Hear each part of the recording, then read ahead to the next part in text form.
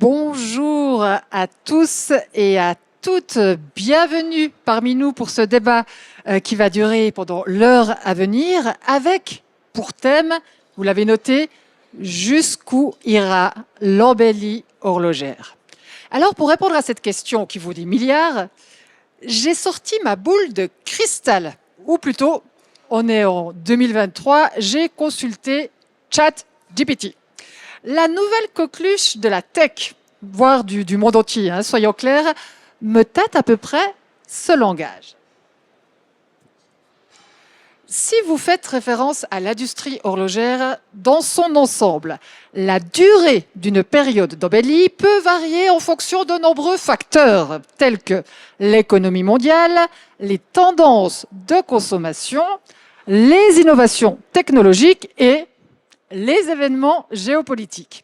Et d'ajouter, si vous avez des informations plus spécifiques sur l'embellie horlogère à laquelle vous faites référence, j'espère que vous me suivez toujours, je serai heureux, donc ChatGPT, de vous fournir des détails supplémentaires dans la mesure de mes connaissances actuelles. Vous savez, quand s'arrêtent les connaissances de ChatGPT? J'ai bien sûr la version non payante. 2021, exactement. Vous suivez bien, merci beaucoup. Eh bien, pardon? Alors moi, je vous garde volontiers avec nous, mais vous êtes libre de vos mouvements, évidemment.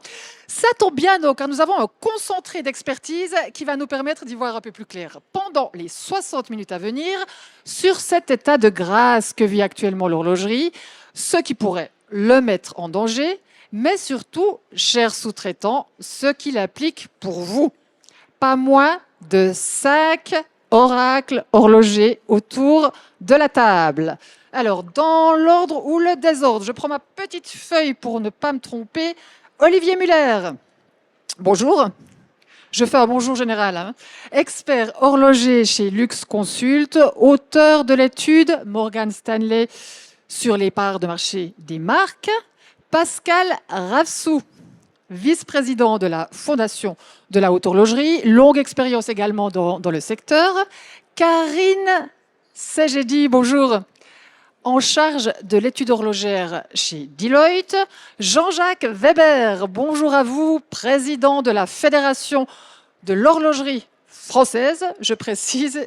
Et puis Cyril Mathieu, bonjour, responsable du pôle horloger chez Acrotech, groupe industriel que vous connaissez certainement mieux que moi, spécialisé dans la sous-traitance horlogère, et j'en passe. Medtech, évidemment, au passage. Alors, première question, on va peut-être commencer, si j'ose, par le doyen, j'imagine, de la table ronde, Jean-Jacques Weber. Vous m'avez confié, lorsque nous avons préparé cette table ronde, que vous avez commencé dans ce magnifique secteur en 1978. Pas besoin de vous faire un dessin, je vois des personnes qui sont relativement jeunes, mais l'ambiance était évidemment tout autre. Aujourd'hui, on est au sommet. Est-ce que vous êtes un homme heureux, optimiste ou un soupçon d'inquiétude trotte quand même dans votre tête?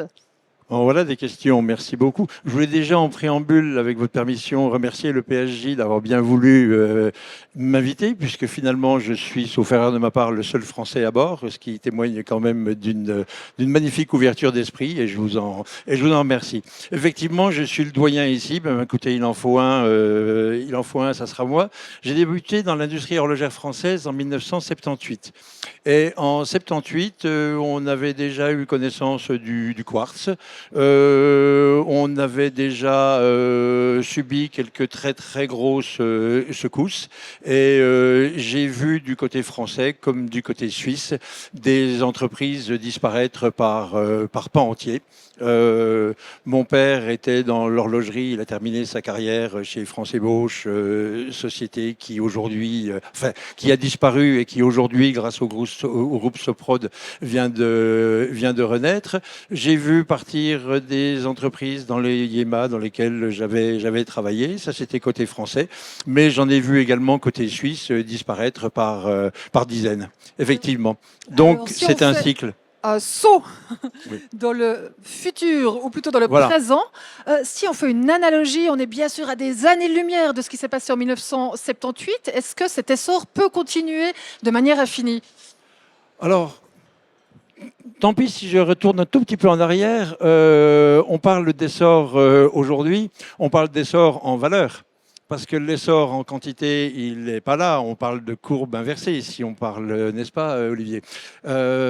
Si on se remet pour la partie suisse 25 ans en arrière, on produisait 2 fois plus de montres pour la moitié moins de chiffre d'affaires. Donc aujourd'hui, l'essor se fait sur le prix moyen, l'essor se fait sur le luxe et l'essor se fait sur un peu moins de 16 millions de montres suisses produites l'année dernière, c'est-à-dire la moitié de ce qui était produit il y a 25 ans. Et l'essor se fait sur de moins en moins de consommateurs. Et là, je dis prudence, méfiance, parce qu'à un moment donné, un marché, pour exister, et c'est ma vision des choses, il me semble qu'il a besoin de volume pour faire vivre une industrie, pour alimenter les formations, pour alimenter la recherche-développement. Et sans volume, on court des risques, me semble-t-il. Alors évidemment, on va beaucoup parler de volume, mais on va vous garder en haleine, donc on en parlera un peu plus tard. On va d'abord rester sur cette sorte, je parlais d'état de grâce de l'horlogerie. C'est vrai qu'on va de record en record. Vous avez tous noté, par exemple, les 500 milliards de capitalisation. C'est déjà un peu du passé, mais de capitalisation que le groupe LVMH a atteint il y a quelques semaines. Peut-être un bon symbole de ce qui s'est passé. Olivier Muller, vous avez aussi un track record, on dit ça comme ça dans le métier, assez impressionnant en horlogerie. Est-ce qu'il y a des signes annonciateurs, déjà de manière générale, de ralentissement? Alors, on a un petit souci de micro. Allô, voilà. Oui, très clairement, aux États-Unis, on voit qu'il y a un ralentissement, mais ça ne concerne pas tous les segments du luxe. On voit très clairement que dans le très haut de gamme du luxe, on continue de surperformer, mais le segment intermédiaire est très clairement déjà impacté. La reprise en Chine n'est pas celle que tout le monde attendait, parce que béatement, tout le monde attendait que la Chine rouvre et que ce soit à nouveau la fête. Il semblerait que ce soit plus la fête que pour certains que pour d'autres. Donc oui, on voit très clairement un ralentissement qui n'est pas encore flagrant. On est a priori à fin avril encore sur une croissance de 10% en valeur et 10% en volume. Donc pour l'instant, l'année s'annonce très très bonne. Mais bon, j'irai peut-être plus dans les détails après, mais c'est clairement très facile à comprendre parce qu'il y a quelques grosses marques qui surperforment tellement le marché que même si le marché baissait de 10 à 15%, on finirait probablement sur une année record. Peut-être juste pour bien planter le décor, la dernière grosse baisse de régime de l'horlogerie, plus ou moins, c'était les années 2000. On a eu un petit coup de mou avant la pandémie. On a eu un coup de pompe en 2015-2016 où tout le monde a commencé aussi à s'inquiéter, ce qui provoque, vu qu'on est dans un salon des sous-traitants, on devrait parler de ce qui est à craindre, c'est que tout d'un coup, il y a un gros coup de frein que j'ai décrit une fois avec une théorie que je n'ai pas inventée, qui s'appelle le bullwhip, qui est l'effet coup de fouet. Quand il y a une forte décélération sur la demande, elle est surproportionnelle plus vous remontez la chaîne de valeur. Et là, vous disruptez tout le système parce que la baisse de 10% du marché va induire des baisses de 40, 50, voire plus % de baisse de commandes chez les sous-traitants. Et c'est ça que je crains le plus. On va parler, merci beaucoup, parce que vous m'aviez parlé d'une demi-heure, vous avez très bien résumé votre théorie. On va y revenir, parce qu'effectivement, on va très vite s'intéresser à la sous-traitance. C'est dans un salon de la sous-traitance qu'on se trouve. Juste encore quelques mots sur la conjoncture. Karine, vous revenez des États-Unis. C'est vrai que vous évoquiez encore des hausses en avril, sauf erreur, je dis ça de tête, mais on était à moins 5% tout de même sur le marché américain. Je crois que là, on commence vraiment à sentir un ralentissement. Vous l'avez observé, vous l'observez chez Deloitte? Alors nous, effectivement, je reviens de quelques jours à New York la semaine passée, où la 5e et 6e avenue sont complètement bondées. On voit encore des consommateurs dans la rue. On voit aussi que les boutiques, la Cartier qui a ouvert sa flagship store récemment, Tiffany's qui vient ouvrir, qui a investi beaucoup. Donc il y a quand même encore une volonté d'investir aussi aux États-Unis là-dessus. Nous, dans notre étude, on a demandé quel était le plus grand marché porteur pour l'année à venir, clairement les États-Unis avant tout, avant l'Inde, qui était mentionné. Avant la Chine également.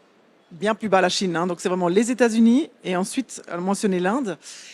Et également, on fait une étude sur les consommateurs où chaque mois, on leur demande leur sentiment d'anxiété, de la capacité à payer des factures, de la capacité à économiser, à dépenser sur les biens de première nécessité ou les biens de voyage, de chaussures, habits, etc.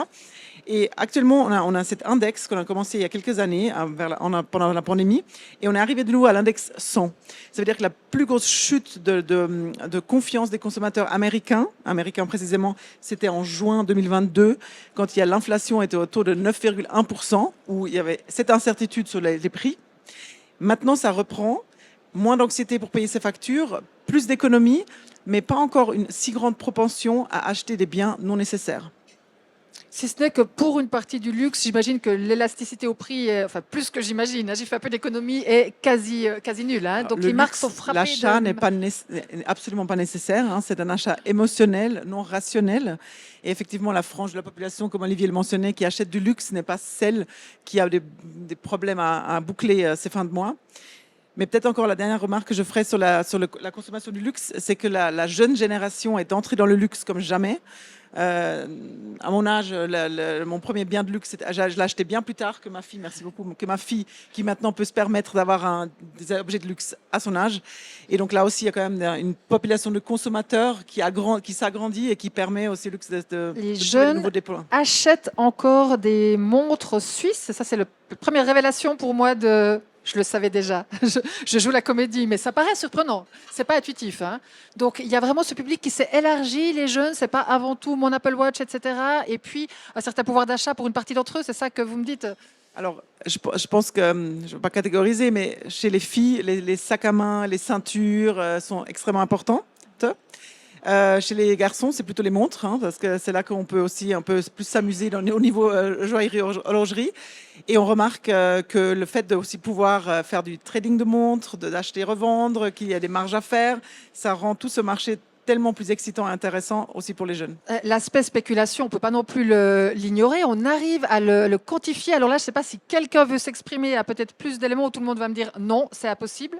Olivier Muller, j'étais sûr que vous alliez me sauver. On peut très clairement le quantifier parce qu'on peut le quantifier au travers du marché secondaire comme ça je fais une fois la définition, contrairement à ce que certaines personnes pensent, c'est pas que de la seconde main, c'est aussi du marché gris, c'est du vintage, c'est les ventes aux enchères, etc. Et on voit clairement que ce marché maintenant a une croissance qui est extrêmement forte et cette croissance est due à la rareté des produits sur le marché primaire, donc des montres neuves. Vu que les gens ne trouvent pas ce qu'ils recherchent, ils vont sur le marché secondaire. Et le marché secondaire est beaucoup poussé dans sa dynamique de croissance par les ventes en ligne. Et bien sûr, les jeunes générations sont plus promptes à aller sur Internet pour trouver la montre de leurs rêves.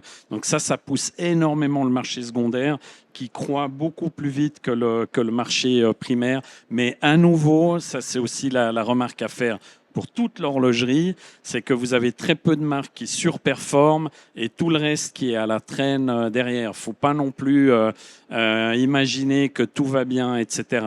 Alors là, vous parlez marché secondaire ou marché primaire? Je parle des deux et en fait, le marché secondaire, vous me tendez la perche, le marché secondaire est encore plus polarisé que le marché primaire. Sur le marché secondaire, vous avez 3 marques qui font 55% des valeurs de transaction, qui sont Rolex, Audemars et Patek. Derrière, vous avez du Richard Mille et d'autres indépendants, etc. Et sur le marché primaire, on sait que le Big Four, qui sont Rolex, Audemars, Patek, on retrouve toujours les mêmes, hein, et Richard Mille, ils font une valeur substantielle du marché primaire qui est de 40%. Si on prend les 5 plus grandes marques, on est à plus de 50% du marché, les 15 plus grandes à 75% du marché, et les 25 plus grandes, on est déjà à plus de 90% de part de marché. Donc on voit que le marché est extrêmement polarisé. Donc vous avez les Rolex, je suis désolé de répéter toujours les mêmes noms, je ne suis pas payé par eux, mais qui ont une croissance qui est surproportionnelle. Après, vous avez bien sûr, comme ça, s'il y a un indépendant parmi nous, pas qui se vexe, les petits horlogers indépendants, ils ont une croissance incroyable ces derniers temps. mais consolidés, ils ont une importance marginale au niveau des volumes de toute façon, et même au niveau de la valeur, c'est marginal. On parle de moins d'1% du total des ventes de l'horlogerie suisse. Monsieur Ravsou, on vous a encore pas beaucoup entendu, vice-président, je le rappelle, de la Fondation de la Haute Horlogerie. Ça vous inquiète, cette polarisation, cette spéculation? Est-ce que c'est grave, docteur? Alors, n'ayant pas, comme mes éminents collègues, non plus de boule de cristal, je dirais que bon, c'est inquiétant, c'est déséquilibré. C'est un déséquilibre qui dure depuis plusieurs années pour différents facteurs hein, qu'on a pu voir, évidemment la pandémie, évidemment maintenant l'insécurité qu'on peut ressentir au niveau global. Ça a globalement surpolarisé effectivement sur quelques marques. D'autant plus, je dirais, dans le second marché, parce que finalement, si on a les 3 grosses marques qui sont sur 55%, c'est ça, du marché secondaire et que 40% sur le primaire, ben, ça veut dire aussi que, faute d'avoir le produit sur le marché primaire, on va se rattraper sur le marché secondaire. Donc, je pense qu'aussi, la croissance incroyable du marché secondaire, elle est aussi liée à ça. Et je pense que quand ces marques arriveront aussi à mieux contrôler la production et donc le problème de pénurie, dont la plupart n'est pas volontaire, en tout cas en partie. Alors on peut arguer du fait que c'est pas toujours le cas, et voilà. Mais en tout cas, pour la plus grande marque dont on parlait avant, je pense que c'est pas une pénurie qui a été voulue et que les chiffres de production seront plus en ligne avec les chiffres d'attente de consommateurs. Ben, ce marché va se réguler. Donc oui, c'est grave, mais en même temps, c'est pas si grave. En même temps, ça va tendre à se réguler, et en même temps, ça a été très bien pour tirer tout le reste de l'industrie vers le haut. Donc, c'est pas si grave non plus. Une toute petite question, hein. Ne prenez pas trop de temps à la répondre, elle est stupide, c'est une question de journaliste non spécialisé, pardonnez-moi. On peut produire des montres à l'heure actuelle en Suisse?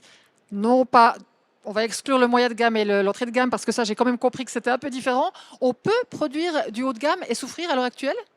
On a l'impression qu'il faut faire exprès presque, non? Oui, bien sûr. Bien sûr. Vous ne me donnerez pas de nom, j'imagine. Non. Ah, on en parlera tout à l'heure. Peut-être que vous arriverez à les faire parler sous la torture, je ne sais pas. Ou peut-être que vous connaissez les noms. On a entendu 4 passionnés, experts d'horlogerie, qui sont à leurs heures perdues acteurs.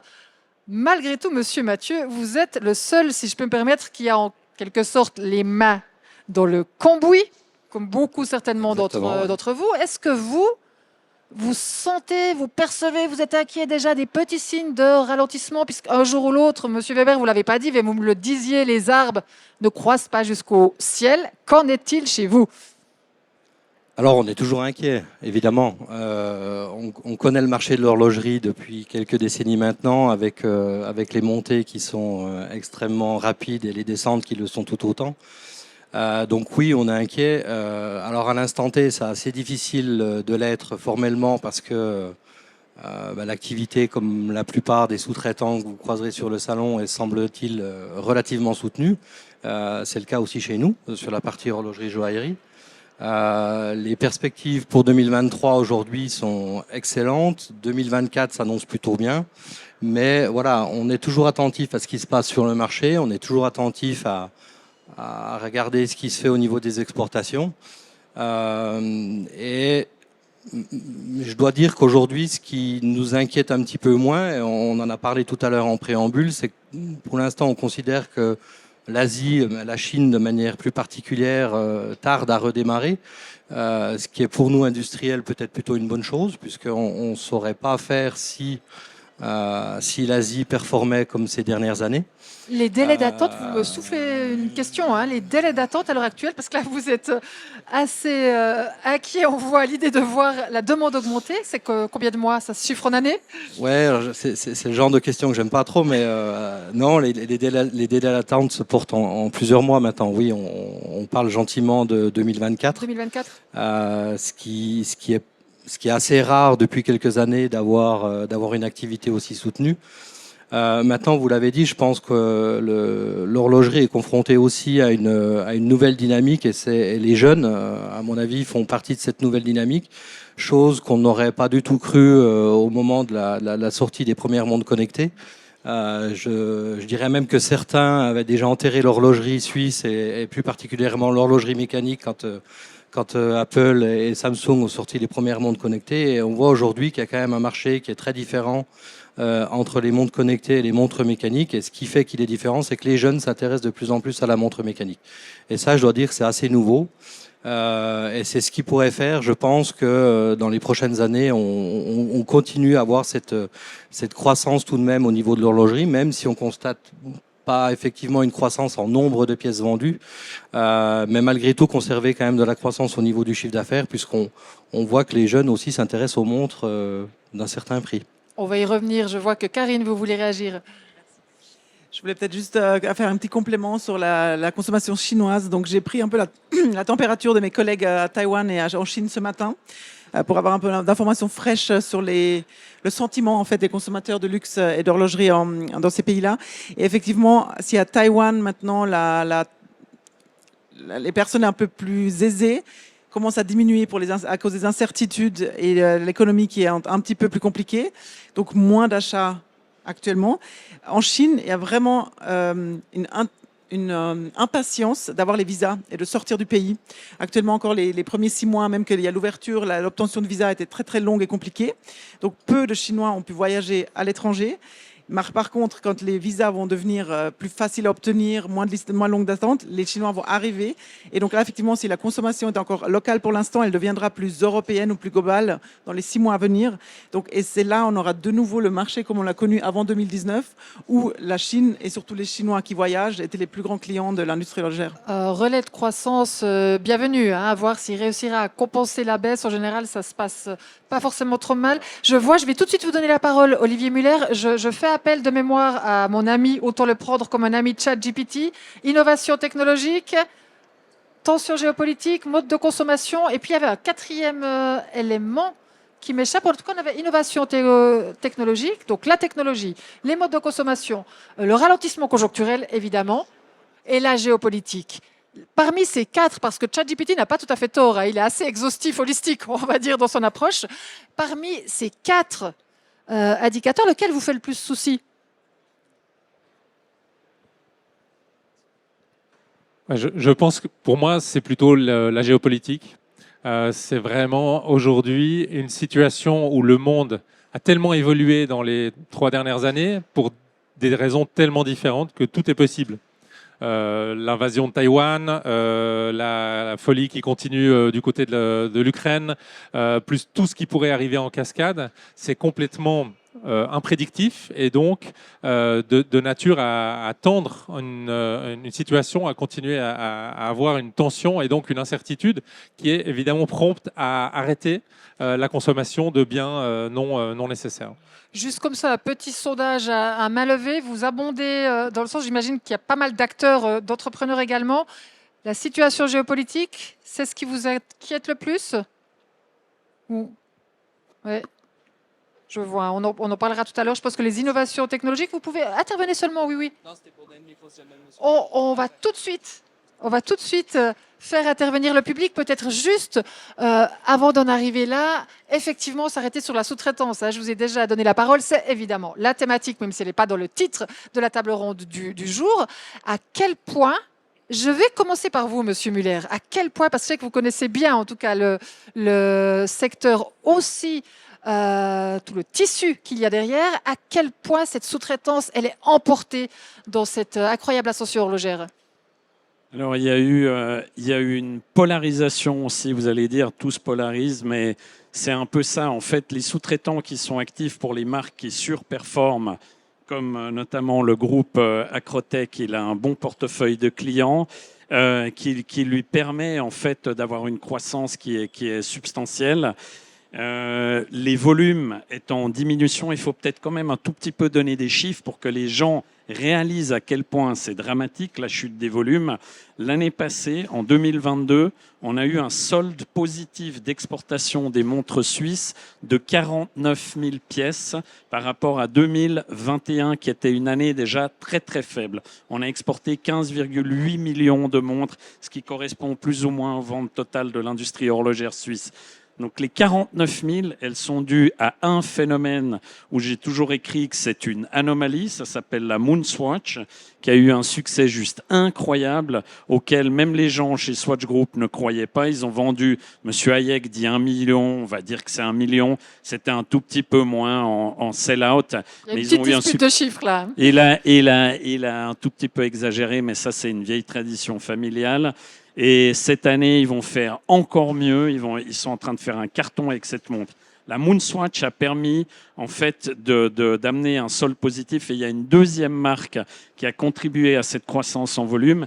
Elle s'appelle Rolex, qui a substantiellement augmenté à son niveau les quantités de ventes. On a estimé chez Morgan Stanley l'année passée les ventes de Rolex à 1,2 million d'unités, qui à leur niveau de prix, il faut quand même vous imaginer, une Rolex coûte en moyenne à peu près 13 000 francs, un peu, on peut discuter, mais voilà. Et donc, à leur niveau, la croissance qu'ils ont eue au niveau du volume est substantielle, et eux aussi ont aidé à cette croissance positive.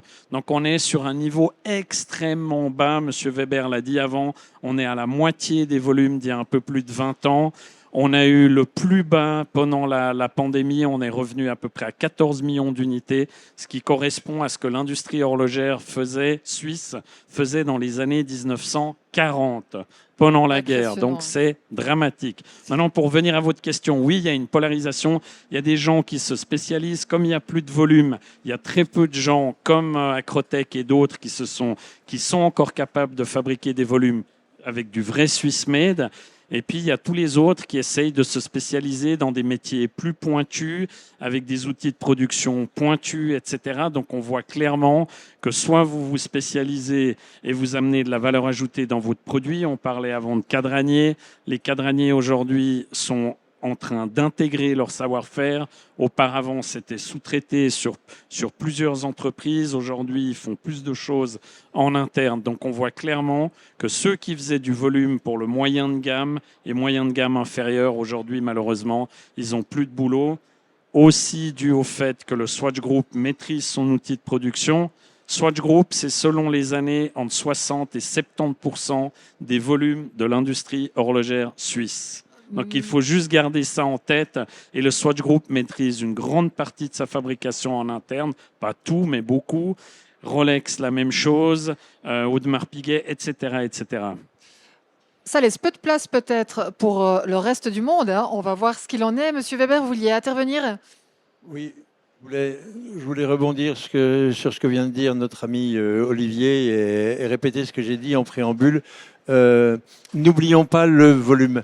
Le volume est la clé de beaucoup de choses en matière industrielle. Le volume commande les prix. Le volume va vous permettre d'avoir les clients qui vont pouvoir développer les produits. Le volume va vous permettre de faire des formations. Parce que c'est bien beau de fabriquer, mais si tous ceux qui fabriquent aujourd'hui partent en retraite et que vous n'avez personne derrière pour reprendre la production, vous avez un problème. C'est le volume qui permet d'avoir des écoles. C'est le volume qui permet de former. Et dire qu'aujourd'hui, on fabrique moins de montres, mais pour plus de valeur, je dis c'est fantastique. Vous me l'avez fait dire une fois, je le répète, les arbres ne montent pas jusqu'au ciel. Et si un jour, ceux qui sont chargés de faire ce petit volume pour cette grande valeur décident d'aller s'intéresser à un autre produit, nous tous ici, on va pleurer. Et je crois qu'il serait bon de se rappeler de ça. C'est ce que j'appelle, à titre personnel, l'Alex Hayek, Nicolas Hayek, hein, évidemment, qui avait vraiment cette vision, vous connaissez l'histoire mieux que moi, mais d'un appareil industriel fort à la base pour pouvoir développer et puis maîtriser effectivement toute la chaîne, alors non pas de valeur, c'est un autre thème, mais également toutes les gammes de l'horlogerie. Je fais appel à votre expertise particulière, Monsieur Mathieu.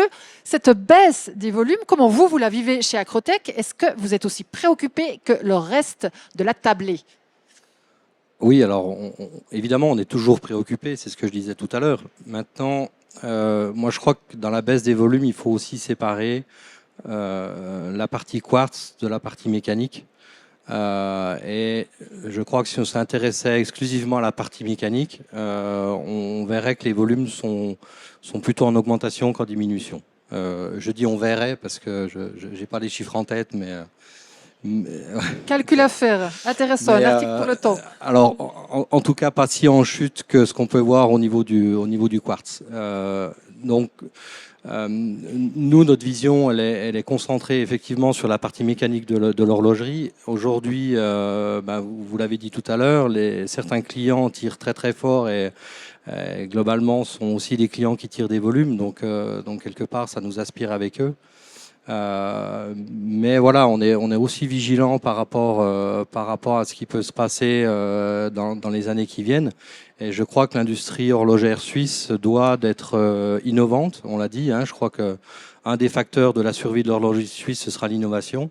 On le voit d'un point de vue qualité, on le voit d'un point de vue nouveauté, et ça fait vraiment partie des relais de croissance qui pourront encore animer l'horlogerie suisse dans les prochaines années. En tout cas, c'est ce qu'on pense nous, et c'est ce que je pense à titre personnel. Mais évidemment, il y a des secteurs et des créneaux qui sont beaucoup plus impactés que d'autres. Et à mon sens, la partie montre connectée et montre à quartz, C'est un peu tendance un mort. peu à diminuer. C'est un peu mort. Hein. Et on va développer tout ça, mais je crois que Karine, vous souhaitiez ajouter quelque chose. Oui, tout à fait. Je pense qu'effectivement, de différencier les montres de luxe et les montres plutôt à quartz ou entrée de gamme est importante parce qu'on voit que le luxe se porte quand même extrêmement bien. Vous avez fait référence avant à la capitalisation boursière de LVMH. On voit Hermès, Richemont, LVMH, des croissances à 2 chiffres, donc vraiment des résultats impressionnants. Donc le luxe se maintient bien. On a aussi également posé la question dans notre étude si c'était plus important, si pour la personne interrogée, c'était plus important ou pas l'année prochaine de posséder une montre. Donc là, l'avenir, c'est important pour moi de posséder une montre ou pas que précédemment. Et effectivement, les millennials, les générations Z, c'était plus important qu'avant. Donc c'est pour ça qu'on était positivement surpris de dire, voilà, peut-être l'ancienne, on a déjà tous quelques montres, on n'a pas forcément, mais qu'il y a de nouveau cet intérêt pour cette industrie. Et qu'est-ce qui a contribué? Nous, on pense aussi, c'est le marché secondaire, vintage, les ventes aux enchères, parce que le marché est plus liquide, ça devient plus hype, il y a beaucoup plus de gens qui portent une montre au poignet. Donc le marché secondaire, quand on a posé la question au cadre, est-ce que c'est une menace ou est-ce que c'est plutôt une chance? C'était plutôt positif. Donc le marché secondaire crée de la visibilité, crée du volume, et c'est positif pour le marché primaire aussi. En tout cas, un marché et un monde en pleine mutation. Hein. J'imagine qu'à ce stade, quelqu'un ou quelqu'une souhaite intervenir. Nous avons un micro quelque part. Je vois deux mains qui se lèvent. Merci beaucoup.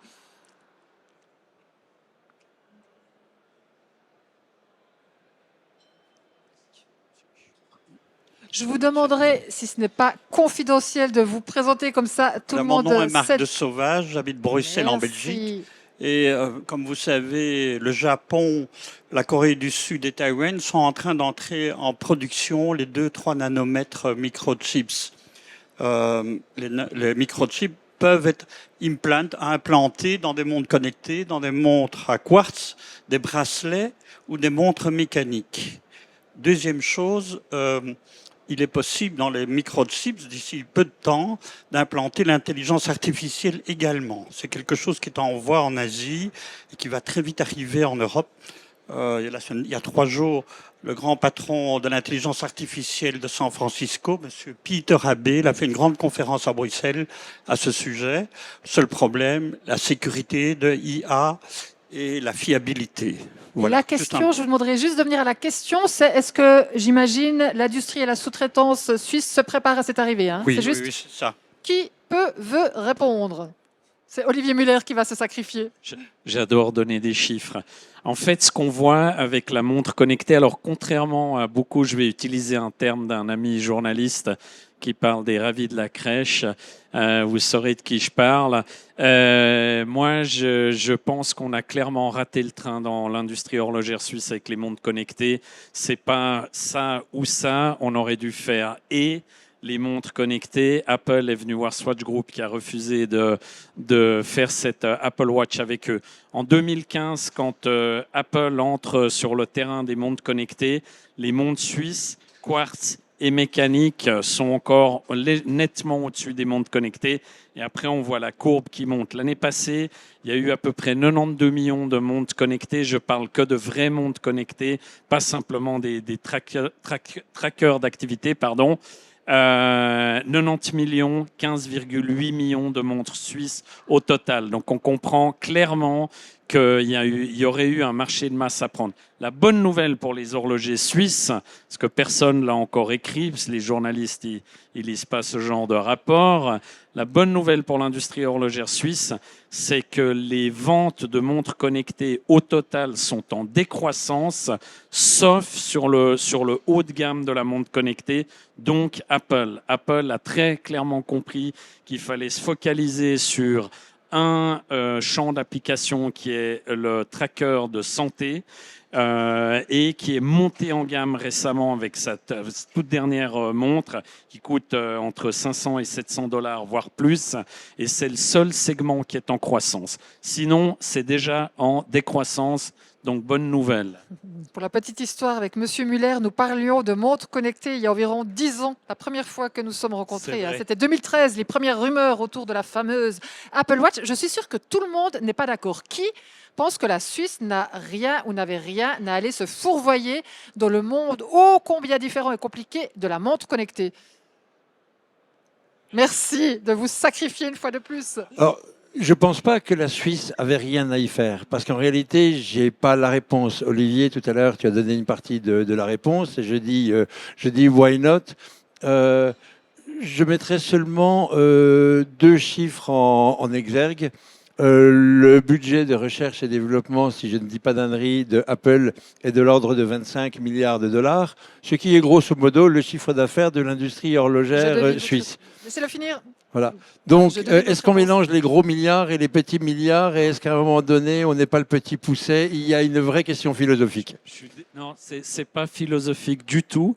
Et je suis désolé, je vais te contredire. Aucun souci. Parce que les horlogers suisses maîtrisaient à 100%, et notamment le Swatch Group, maîtrise toutes les technologies pour fabriquer une montre connectée, que ce soit l'accéléromètre, le GPS, etc. Toutes les technologies étaient maîtrisées au moment du lancement de l'Apple Watch et même longtemps avant. Donc ça n'a rien à voir avec des budgets d'investissement. On aurait pu largement faire la guerre aux Américains et Sud-Coréens. Et malheureusement, on n'aura jamais la réponse. Moi, j'ai beaucoup de sympathie pour votre... je l'avoue, mais forcément, je suis journaliste. On aime bien observer ce genre de face-à-face entre les géants de la tech, les GAFAM californiens et puis l'horlogerie suisse. Ça aurait été magnifique. Compliqué, effectivement, mais une petite question. À nouveau bête, hein. Vous adorez que les journalistes posent des questions stupides. Je suis journaliste, pas très fortuné, donc j'ai évidemment une bonne vieille montre à quartz Tissot, pour ne pas la nommer. Revenons justement sur Terre, le moyen de gamme. On a parlé de ces volumes qui s'effondrent, et là on parle de... Alors bien sûr, on a la T-Touch connectée, mais on parle de ce type de garde-temps. Là, il faut oublier, monsieur Mathieu, vous qui suivez évidemment très bien, j'imagine, ces évolutions. Plus de place pour du moyen de gamme suisse? À part la montre Swatch, j'ai noté. Oui, même, enfin, je sais pas, mais je suis assez mal placé pour en parler, mais moi je pense effectivement que la Suisse a peut-être loupé un virage. Maintenant, il est clair que la montre connectée est quand même souvent associée à un autre objet qui est celui-là. Et la croissance qui se fait autour de la vente des montres connectées, elle est tirée par les marques qui vendent aussi une partie de la téléphonie. Donc aujourd'hui en Suisse, malheureusement, on n'a pas d'horlogers qui sont capables de concurrencer des Apple et des Samsung sur ce créneau-là. Et finalement, le créneau de la montre connectée, il devient compliqué. Maintenant, il y a quand même... toujours la même chose, il y a différents créneaux de la montre connectée. Il y a la montre connectée de sport, il y a la montre connectée de Monsieur Tout le Monde pour monitorer sa santé. Donc effectivement, je pense qu'en Suisse, on a peut-être un peu sous-estimé ça, et aujourd'hui, on n'a peut-être pas été des bons acteurs. Et le virage avec Apple aurait été certainement un très très bon virage à prendre.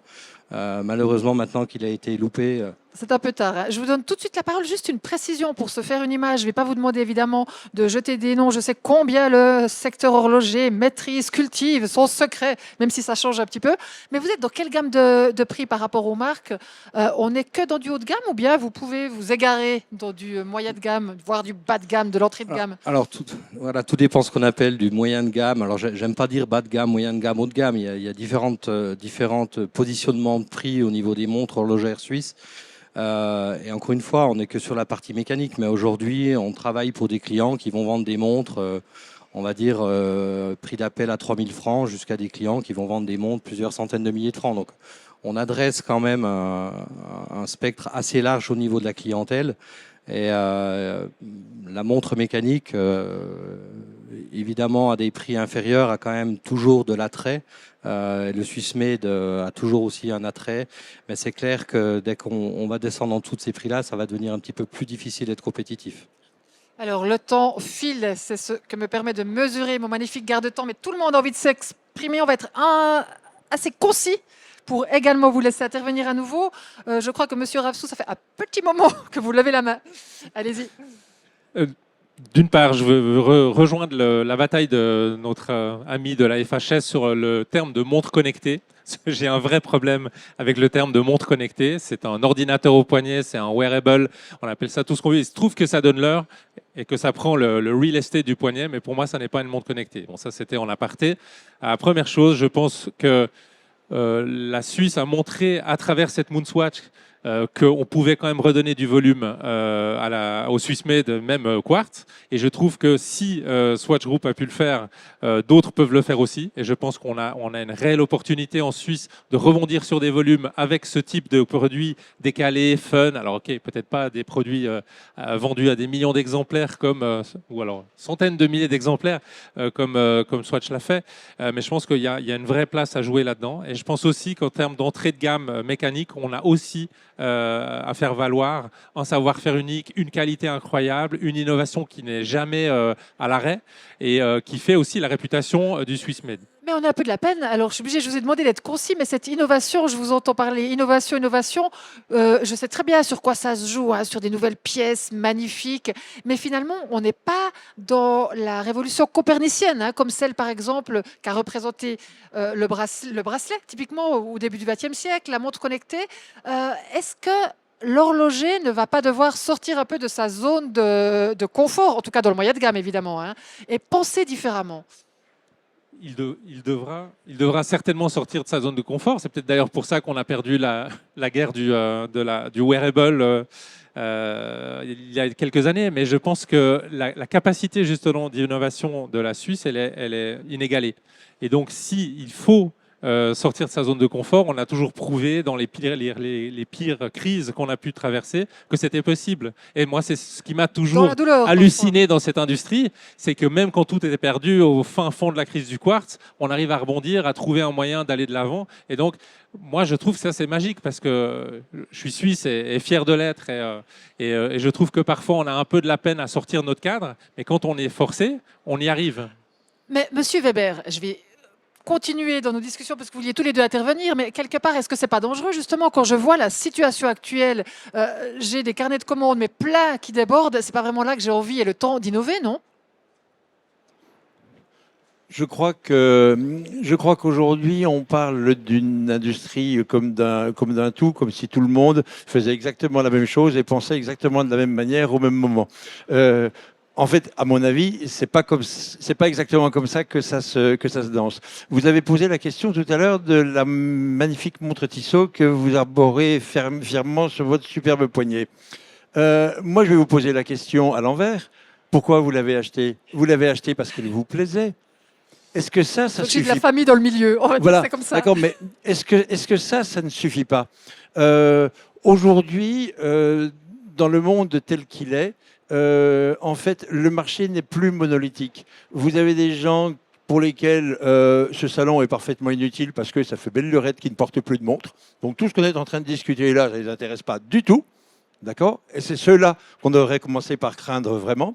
Ensuite, vous avez ceux qui sont passionnés d'horlogerie, vous avez ceux qui sont passionnés de hautes complications, vous avez ceux qui vont acheter des montres majoritairement pour spéculer, vous avez ceux qui achètent des montres juste parce qu'ils ont besoin d'avoir l'heure et qu'ils ont envie d'avoir l'heure à leur poignet. Tout ça, ça représente une grande diversité de villages, de production et d'entreprises derrière et de types de consommateurs différents. Il peut y avoir de la place pour tout le monde. Demain, reprenons Tissot. Tissot sort une montre qui, en termes d'esthétique, de design, de communication, va être absolument magnifique. Si elle est à quartz, il y a certainement tout un tas de dames qui vont se précipiter dessus. Si elles sont mécaniques, si elles sont pas à quartz, les hommes seront peut-être un petit peu plus réticents. Réfractaires. Mais les dames peuvent être ravies d'acheter une montre à quartz aujourd'hui. Karine, vous êtes interpellée Je ne directement. répondrai pas sur la provocation d'hommes et femmes. Exclu. Non, Désolé. j'ai dit aucune discussion sans le critère de durabilité. On n'a pas parlé de durabilité. Et je parlais justement aussi avec un sous-traitant tout à l'heure. La fast fashion est assez décriée actuellement. Pourquoi? On achète, on porte une fois, on jette. Très, très, très mauvais pour l'environnement. Les montres, les wearables, comme tu dis Pascal, qu'on porte au poignet, il faut les renouveler tous les quelques années. C'est pas du tout une économie circulaire, c'est pas du tout durable. Donc, par essence, la montre mécanique est une montre durable. Elle peut durer plusieurs générations. Et pourquoi j'arbore deux montres? Parce que j'ai une montre encore qui est encore plus durable de ID Genève que je viens de récupérer, mais avec des matériaux aussi innovants, recyclés. Et c'est là aussi peut-être que l'innovation suisse pourra se retrouver. C'est d'avoir quelque chose de différent à proposer qu'une économie qui actuellement qui surconsomme. Point très intéressant. Cher public, les 10 minutes qui restent, parce qu'on nous a volé 5 minutes à la base, donc je suis une vraie horlogère, sont à vous, monsieur. Un micro arrive. D'abord, les journalistes n'ont pas besoin de lire les rapports puisqu'ils viennent aux tables rondes de EPAJ où on leur fait une synthèse du Ça va rapport. être la course au scoop. Là. Bon, mais moi je suis un plébéien, un ignare, j'ai jamais compris comment le marché du luxe tenait en lévitation. Mais je vous pose quand même la question. Est-ce que l'horlogerie n'est pas à la fois dans trois marchés et pourrait à terme être hors de ces trois marchés? Un produit utilitaire, mais ça fait 50 ans que plus personne n'achète une montre pour avoir l'heure. Le marché de l'art, mais c'est pas tout à fait le marché de l'art, c'est un peu un marché de l'art et un peu un marché de l'investissement et un peu marché du snobisme, parce qu'on peut montrer son snobisme au poignet sans inviter les gens à dîner chez soi, c'est quand même plus économique. Et puis, troisième marché, c'est le marché noir, puisque nous savons très bien que nous sommes au seuil de la Troisième Guerre mondiale et que ce sera très bien d'avoir une Rolex, une Patek et une je sais pas quoi dans son corsage quand on devra fuir à pied les zones contaminées nucléaires. Donc, comment voyez-vous l'avenir de ces trois marchés qui peuvent converger, pour le moment miracle, ils convergent, qui peuvent diverger ou effectivement qui peuvent se retrouver finalement le bec dans l'eau? Je suis sûre que M. Muller a une réponse, mais M. Rapsou, on vous a moins entendu. Ah, alors je vois que vous cédez la parole. Je vais vous dire, le marché de l'horlogerie de luxe, c'est clairement un marché de niche. On l'a dit avant, les volumes sont en chute libre depuis 20 ans. On ne va pas avoir une inversion de tendance forte. La Moonswatch est une hirondelle qui, malheureusement, a priori, ne fera pas le printemps. En tout cas, je ne le pense pas. On va un peu récupérer sur les volumes cette année, mais pas tant que ça. Donc, on est clairement en train de devenir une industrie de niche dans le luxe. Le luxe est hors sol dans tous les autres domaines, que ce soit des voitures d'ultra-luxe, etc. Je parlais des États-Unis avant. Ce qui se maintient pour l'instant très bien aux États-Unis, c'est le vrai luxe, et on est en train d'aller vers un luxe un peu plus assagi, on va dire. Et on a effectivement, dans l'horlogerie, on a cette chance d'avoir une convergence d'un produit de luxe, statutaire, culturel, vous pouvez l'appeler comme vous voulez. Et Oui, les riches peuvent se retrouver voler à votre ruinés, secours. mais il y aura d'autres riches. Pour l'instant, il y a chaque jour plus de riches sur cette planète. Monsieur Rapsou, je vous laisse intervenir. Deux petits éléments pour la réflexion quand même importants. On se rappelle en Chine, 2015-2016, je ne suis pas tout à fait exact, mais quand tout à coup le gouvernement a mené une répression assez féroce, on sait comment ça se passe, la répression en Chine, face à ces signes ostentatoires de richesse. Et puis, il y avait un deuxième élément qui me venait à l'esprit, c'est les jets privés, par exemple. Est-ce que l'horlogerie, alors je ne sais pas si vous voudriez réagir à ça, mais est-ce que l'horlogerie pourrait se retrouver dans un bad buzz tel que les jets privés? Je ne sais pas si vous avez une réponse à cette question. Alors pour cette dernière question, je suis certain que non. Et pour rebondir sur ce que disait Karine, la montre est un objet durable qui s'inscrit dans une société qui est hyper connectée et qui est hyper déconnectée, et c'est ce qui fait son intérêt pour les jeunes. Donc je dirais que c'est je pense que c'est de bon augure pour la prochaine génération. Pour répondre à monsieur, premier marché utilitaire, évidemment, personne n'en a rien à faire de donner l'heure, donc ça c'est pas le débat. Mais pour rebondir sur ce qu'Olivier disait, je pense que la valeur culturelle de la montre est importante, et ça en fera un objet collectionnable à l'avenir, qui va rentrer dans le second marché de l'art, et aussi dans un marché qui garde quand même une certaine valeur intrinsèque, parce que c'est un objet, ça devient un objet d'art. C'est un objet qu'on a envie de garder, qui a une valeur de fabrication, qui a un ADN, qui a une histoire, il se passe quelque chose derrière, il y a une industrie derrière, il y a des siècles d'histoire derrière. Et donc je pense dans ce cadre-là que même si les riches sont remplacés par d'autres riches, et ils le seront, la montre a toujours un bel avenir devant elle. Si jamais, très rapidement, parce que j'ai vu, je vous donne tout de suite la parole, je fais malheureusement de la pub pour la concurrence, mais dans le très sérieux, très prestigieux Financial Times, une tribune très intéressante a paru ces jours qui justement mettait en garde entre cette différence, la tech aux États-Unis et puis le luxe à l'Europe, en voyant quand même des risques par rapport à l'opprobre qui pourrait subitement s'abattre sur ce secteur. Donc si jamais c'était tribune du président de la Fondation Rockefeller, si jamais vous la recherchez. Mais derrière, j'ai vu une question, puis je vous donne tout de suite la parole. Une petite question tout d'abord aux organisateurs. On peut joyeusement déborder 5 minutes. OK. Alors, je vous demanderai d'être précis et concis à nouveau dans vos interventions. Le micro est là. Allez-y. Je vous donnerai la parole après. Alors, Jean-Luc Nabet du Flash Léman. Alors, je vais poser deux questions assez concises. D'abord, je voudrais savoir comment ça se fait qu'il y a, après le Covid, super rebond dans l'horlogerie. Comment expliquer ce mécanisme? Et secondo, concernant le monsieur de l'horlogerie française, je voudrais savoir comment se situe à l'heure actuelle l'horlogerie française vis-à-vis des grands pays, notamment la France. La France se positionne dans quel... je crois qu'on vous a bien compris. Comment la France, l'horlogerie française, des marques renaissantes telles que LIP, etc., se positionne dans ce contexte de forte croissance. C'est juste savoir quel est le chiffre, disons, est-ce qu'elle est 5e, 10e dans ce marché? Question intéressante. Oui. J'imagine qu'on a la bonne personne pour y amener une réponse. Alors, je vais essayer de répondre à cette question qui est multiple. D'abord, tout d'abord, la France est une très ancienne nation de l'horlogerie. Si on remonte à la Renaissance, l'horlogerie française faisait bon ménage avec l'horlogerie suisse jusqu'à ce que Louis XIV en décide autrement. L'horlogerie française est très vivace sur le marché français. Elle emploie, rien qu'en région Franche-Comté, environ 18 000 personnes, dont, et là j'ai le droit de vous faire sourire, du moins j'espère, dont tous les matins 15 000 prennent leur petite voiture pour aller travailler en Suisse. D'accord?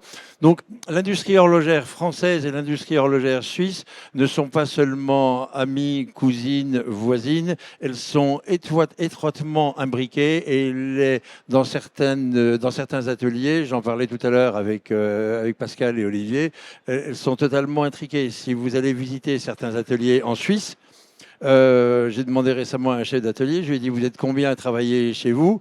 Et ben, il dit, on est 20. Et je lui ai dit, il y a combien de Français? Ben, il a dit, on est 20. Voilà.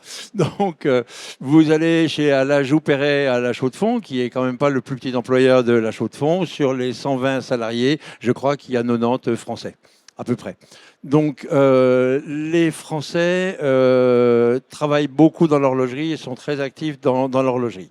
Maintenant, au niveau business, la partie principale de l'activité horlogère en France concerne la sous-traitance. Pour parler de chiffres, on parle de 260-270 millions de chiffres d'affaires dans la sous-traitance, avec un point fixe, 80%. 80% de tout ce que la sous-traitance française fabrique part en Suisse. D'accord, donc ça c'est clair, hein. Qu'on soit en 2023 ou qu'on soit en 2017 ou en 2012, c'est 80%. Un coup c'est 78 et puis un coup c'est 81, mais c'est 80%. Pour le reste, l'industrie horlogère française a beaucoup souffert sur ces dernières années. Il y a actuellement des tentatives de réindustrialiser la production. Ça va tourner autour d'un certain nombre d'entreprises, de belles entreprises anciennes qui sont des Pékiniers, des Lip, des Herbelin, par exemple, qui globalement font toutes un petit peu moins de 80 millions de chiffre d'affaires. Et il y a une très très belle embellie de jeunes marques françaises qui se créent, qui vont être distribués soit sur Internet, soit par un réseau plus classique d'horlogers bijoutiers, soit directement aux consommateurs de la main à la main. Et il y a une étonnante vivacité, une étonnante renaissance de l'horlogerie en France. Nouveau sujet d'article, j'imagine. Je vous interromps juste, je vous laisserai bavarder, j'imagine, après en aparté, puisque le temps malheureusement file. On discuterait encore volontiers longtemps et je sais qu'il y a quelqu'un qui était très désireux derrière de poser également une question. Merci. En fait, donc Laurent Sage, je travaille pour le journal suisse de l'horlogerie en France, qui est encore un paradoxe. Est-ce que les marques étrangères, pas forcément françaises, mais sont une menace pour l'horlogerie suisse demain ? À vous, Olivier Muller. Je pense qu'on peut dormir sur nos deux oreilles. Il ne faut jamais être arrogant. Mais disons, pour vous donner un ordre de grandeur, si on prend l'horlogerie de luxe, et après, quelqu'un l'a très justement dit, on peut mettre le moyen de gamme au niveau où on veut. Mais si, disons, on a un consensus sur le fait que le luxe démarre quelque part à 1 500 $ francs suisses ou euros, ou 2000 si vous voulez, l'industrie horlogère suisse a une part de marché d'à peu près 96%, 96% pour les Helvètes. Et il y a quelques très très belles marques à l'étranger, et c'est bien d'ailleurs qu'il y ait de la concurrence. Et les Suisses ont compris que c'était bien qu'il y en ait qui viennent d'autres horizons. L'année passée, Grand Seiko a gagné un grand prix au Grand Prix de l'horlogerie de Genève avec une magnifique montre.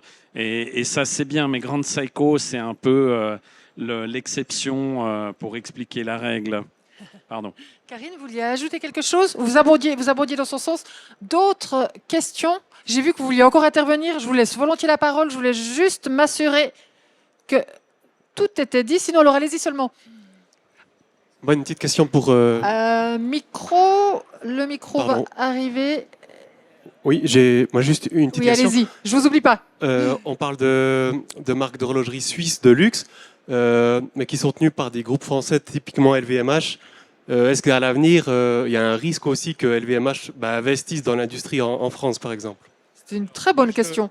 Si je peux me permettre, je ne le vois pas comme un risque, mais une opportunité. Et effectivement, LVMH a des grosses ambitions dans l'horlogerie. Ce n'est pas pour rien qu'il y a deux fils de M. Arnault qui travaillent, peut-être 2 et demi, parce qu'il y a encore Tiffany, mais il y en a un chez Tag Heuer, un à la Fabrique du Temps, qui font des magnifiques choses. Et vous verrez, cette année, ils vont mettre les gaz chez Louis Vuitton.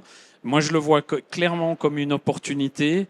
Ils ont très bien compris que le label Swiss Made est le plus fort, quoi qu'on dise. Désolé pour les Français et les Anglais qui faisaient de l'horlogerie longtemps avant les Suisses, mais le Swiss Made est quand même un argument de vente extrêmement fort. Après, bien sûr, vous avez des exceptions en France, en Angleterre, en Allemagne, au Japon, etc. Mais je pense qu'on a un bel avenir devant nous. L'autre groupe français de luxe, Kering, a essayé d'entrer sur le marché de l'horlogerie et ils ont, comme vous le savez, jeté l'éponge. Mais je pense qu'LVMH y arrivera. Ça veut dire quoi exactement, Monsieur Weber, qu'on vous comprenne bien, parce que je pense que ça vous intéresse aussi, hein. On pense à Breguet, hein, typiquement, qui a été neuchâtelois, parisien, qui est revenu. Enfin, on a vraiment une histoire entremêlée entre la France et la Suisse. Mais ça veut dire que Tagueyer pourrait devenir. Je suis inquiète. Je suis journaliste. Est-ce que Il Tagueyer pourrait était un pas jour- neuchâtelois, il était prussien. Oui. Merci de la précision. Vous parlez de neuchâteloise adoption, hein, attention. On va faire un petit peu d'histoire, mais ça sera pour plus tard autour d'un verre. Monsieur Weber. Je crois s'inquiéter qu'aujourd'hui, il y a les groupes qui possèdent les marques et il y a les marques en elles-mêmes. D'accord. Et Tagueyer, par exemple, qui vient d'être abondamment mentionné, est une propriété du groupe LVMH, comme Hublot, comme Zénith, ce que personne ici ne songera à renier. Ce sont 3 marques qui sont intrinsèquement suisses. Je vois assez mal au nom de quoi demain Tagueyer dirait décider d'aller faire fabriquer ses montres en France, et si telle était la question de monsieur. Par contre, Louis Vuitton est une marque française. Hermès. Voilà. Chanel, Hermès, tout ceci sont des marques françaises. Ce sont toutes des marques qui sont intégrées à des groupes français, d'accord, à capitaux privés ou cotés en bourse ou mix, hein, enfin que ce soit Hermès, Chanel ou LVMH, on voit quand même que les familles, même si c'est pas coté, sont là. Et le Made in France, et je sais qu'il y a des politiques français dans la salle et que j'en profite pour saluer, le Made in France est quelque chose qui peut un jour intriguer un industriel français et qui peut se dire, si nous avons la possibilité de faire, commençons peut-être par une collection capsule, une montre Louis Vuitton qui serait intégralement fabriquée en France et sur laquelle on dirait, voilà cette montre, elle a été totalement faite en France. Je dis, why not? Ouais. Pourquoi pas? La seule question, c'est qu'aujourd'hui, au niveau industriel, si la France a réussi, allez, bon an, mal an, à retrouver des capacités de production de mouvement, la France n'a plus aujourd'hui de véritable fabrication de boîtes ou de cadrans. Donc la France a toujours un merveilleux capital humain avec des horlogers qui sont de grands talents. François-Paul Journe, ne l'oubliez pas, il est quand même marseillais. Hein, donc voilà. Donc on a un véritable savoir-faire, mais qui aujourd'hui manque d'implantation industrielle sur le territoire français. Et si un jour on arrive à recréer ça, et certains y travaillent, et nous, si on peut aider et pousser dans des directions qui sont raisonnables, et non pas dans des directions qui flirtent trop fort avec l'utopie, j'y pensais, évidemment. on le fera. Je sais à quoi vous pensez, Oui. mais là, ce à quoi vous pensez, on était sur un registre plus pénal que industriel. On va devoir conclure, mais je crois qu'on a encore 5 minutes. Je sais que vous vouliez intervenir et vous vouliez ajouter quelque chose. Petite On ne peut intervention, pas arrêter de parler d'horlogerie, c'est tellement inspirant. Allez-y. Petite intervention, je pense que l'exemple, j'irai dans la direction d'Olivier.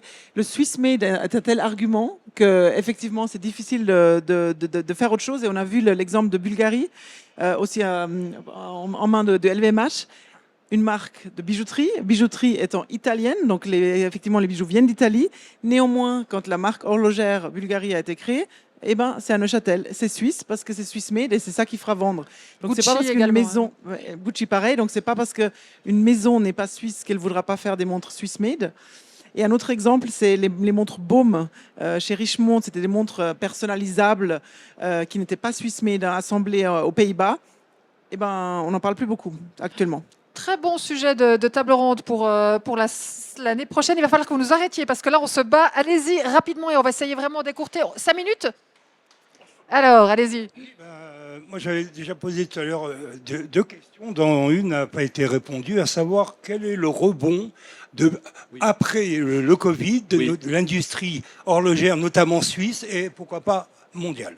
Vous avez raison, monsieur, on n'a pas répondu à votre première question. Il y a eu un rebond en V que personne n'attendait. Moi, le premier, j'avais prédit que ça prendrait des... Comme toujours, je me trompe, mais il n'y a que ceux qui font pas de forecast qui ont toujours raison. J'avais prévu que ça prenne beaucoup plus de temps. On a eu un rebond très, très, très fort qui est apparemment dû à de l'argent qui avait été économisé, notamment pendant les périodes de confinement du Covid, et qui a permis d'amener beaucoup d'argent et d'intérêt sur l'horlogerie. Les gens avaient du temps, ils étaient à la maison, ils ont recherché. Il y a eu un deuxième phénomène, c'est l'explosion des crypto-monnaies et les gains qui ont été faits dans les crypto-monnaies qui ont énormément poussé ce marché de la montre. Beaucoup de jeunes, ça c'est vrai, les millennials et les Gen Z, donc les tout jeunes 18-25, se sont tout d'un coup intéressés à la montre conventionnelle, traditionnelle, et ils ont amené un fort pouvoir d'achat qui a permis à l'horlogerie de redémarrer beaucoup plus vite, et d'ailleurs au reste du luxe, que ce que tout le monde s'attendait. Vous vouliez ajouter quelque chose? Et puis il y a également une deuxième question là. Une petite rectification à M. Muller. J'ai parlé tout à l'heure de montres connectées, mais les montres mécaniques pourront être connectées avec les nanotechnologies. Donc c'est l'inverse, que le monde mécanique pourra être connecté par les nanotechnologies. On vous a bien compris, hein, je crois. C'est ça que je voulais rectifier, parce que monsieur parlait tout à l'heure uniquement des montres connectées. Je ne suis pas d'accord. J'ai bien compris ça, et j'ai travaillé sur un projet où on combinait de la mécanique avec de la connexion. Mais je suis d'accord avec vous. Bon, je crois qu'on va malheureusement devoir conclure cette discussion passionnante. J'espère que vous avez eu autant de plaisir que nous à y participer. Merci beaucoup à vous, chers orateurs. Merci de votre participation active. N'oubliez pas, j'imagine, je ne les ai évidemment pas toutes en tête, mais qu'il y a encore beaucoup de tables rondes à suivre tout au long de la semaine. Peut-être qu'il y a des frustrations. Je pense que quelques personnes vont pouvoir rester, donc n'hésitez pas à prolonger la discussion et surtout passer une très bonne suite et fin d'après-midi et de salon. Au revoir.